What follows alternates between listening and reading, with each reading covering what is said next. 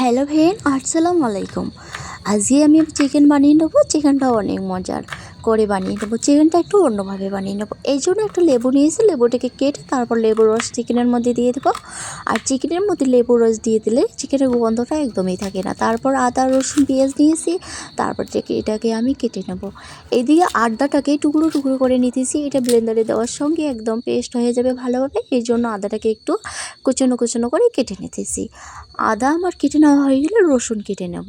রসুনের যেহেতু ছাল ছড়াতে একটু সময় লাগে, কারণ রসুনের যে খোসাগুলো আছে একটা একটা করে কোয়া আলাদা করে তারপরে এই রসুনের খোসাটাকে ছাড়াতে হয়। তো রসুনের কোয়াগুলো অনেক বড় বড়, আমার তাড়াতাড়ি কিন্তু হয়ে গেছে। তো এখন রসুনের খোসাটাকে সরিয়ে তারপর আমি এইদিকে পেঁয়াজ নিয়েছি, পেঁয়াজটাকে কেটে কেটে নিলাম। আর পেঁয়াজ কাটার পর হাতটা এত লাল হয়ে গেছে, জানি না পেঁয়াজের মধ্যে এত কালার কেন।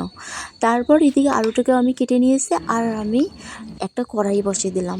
এদিকে সব কিছু আমি রেডি করে নিয়েছি। আমার রান্নার সময় কিন্তু আমি সব কিছু ধুয়ে টুয়ে পরিষ্কার করে তারপর রান্নায় বসি।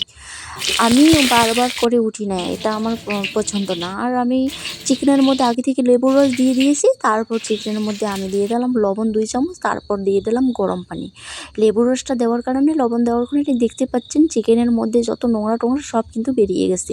তো তারপরে আমি কিন্তু আবারও ঠান্ডা পানি দিয়ে কয়েকবার আমি ধুয়ে নিয়েছি ভালো করে। তারপর চিকেনের মধ্যে জিরা গুঁড়া, ধনিয়া গুঁড়া, স্বাদ মতো নুন, মরিচের গুঁড়া আর হলুদ দিয়ে দিলাম। হলুদ 2 চামচ আর মরিচের গুঁড়া 1 চামচ, স্বাদ মতো নুন, জিরা গুঁড়া 1 চামচ, ধনিয়া গুঁড়া 1 চামচ দিয়ে দিয়েছি। তারপর যে পেস্টটা করে রেখেছি ওইটা এর মধ্যে দিয়ে ভালো করে হাত দিয়ে ম্যারিনেট করে নিলাম।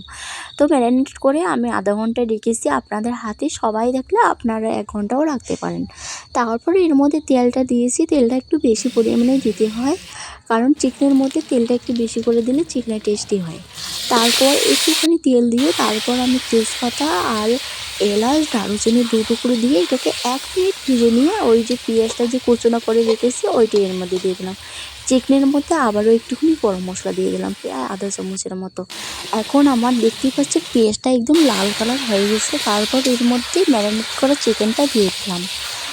আমার রান্নায় কিন্তু একদমই সহজ পদ্ধতি করে দেখাই। একজন ব্যাচেলার ভাইয়া বলেছিল যে আপু আপনারা রান্না করেন কত কষ্ট করে, আমাদের রান্না করতে ভীষণ জ্বালা হয়। তো আমি ওই ব্যাচেলার ভাইকে বলবো, আমার রান্না একদমই সহজভাবে আমি করি। এটা দেখলে আপনারা সহজেই কিন্তু বানিয়ে নিতে পারবেন।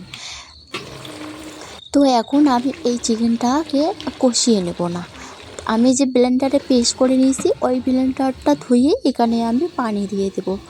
আর বেশি পানি দেব না, অল্প একটু পানি দেব। আর সবসময় চিকেন রান্নার সময় চিকেনের একদম মিডিয়াম রাসে রান্না করতে হয়। আমি একটুখানি হলুদ দিয়ে দিয়েছি, হলুদ একটু কম মনে হয়েছিল আমার। তারপরে আমি একদম মিডিয়াম আঁচে এটাকে রান্না করতেছি। এটা কিন্তু আমি চুলার মধ্যেই রান্না করতেছি। আর এদিকে বেগুন একটা ছুলে নেব। বেগুনের মধ্যে সরিষার তেল দিয়ে মেখে তারপর বেগুনটাকে চুলার মধ্যে দিয়ে দেবো। বেগুন দিলে কিন্তু চুলার আঁচ একদমই জ্বলতে চায় না, কারণ বেগুনের থেকে পানি বাইরে হয়ে একদম জ্বলতে চায় না। তারপরে দিলাম, দেখি কী হয়। আর চিকেনটা ভালো করে আমার সিদ্ধ হয়ে গেছে ওই পানিতে, আর কোনো পানি মরিচের গুঁড়া দিয়ে আমরা ভালো করে কষিয়ে আধা চামচের মতো, কারণ এর আগে আমি ভালো করে কষিয়ে আমি একটুখানি দিয়ে দিয়েছি। তারপর আমি এখানে 2টা কারি পাতা দিয়েছি। চিকেনটা ভালো করে তারপরে একটু গরম মশলা দিয়ে মেরে, আর এইদিকে এটা নামিয়ে নেওয়ার আগে দেখো কালারটা ভালো আসে, এর আগেও আমি এই জন্য ও একটু এর আগেও কিন্তু দিতে হবে। পুরো রান্নাটা আমি আপনাদের মাঝে শেয়ার করেছি, আপনারা একদম দেখতে পেরেছেন যে কতটা সহজভাবে আমি করেছি। আর বেগুনটা যখন চিকেনটা হয়েছে তারপর আবারও আমি পুড়ে নিয়েছিলাম, কারণ বেগুনটা তখন কিন্তু পোড়া হয়নি। আর চিকেনের কালারটা দেখতেই পাচ্ছেন, কাশ্মীরি ওই যে মরিচের গুঁড়োটা দিয়েছি, এর কারণে কিন্তু কালারটা একদম খুবই সুন্দর এসেছে। তো রান্না হয়ে গেছে। আল্লাহ হাফিজ।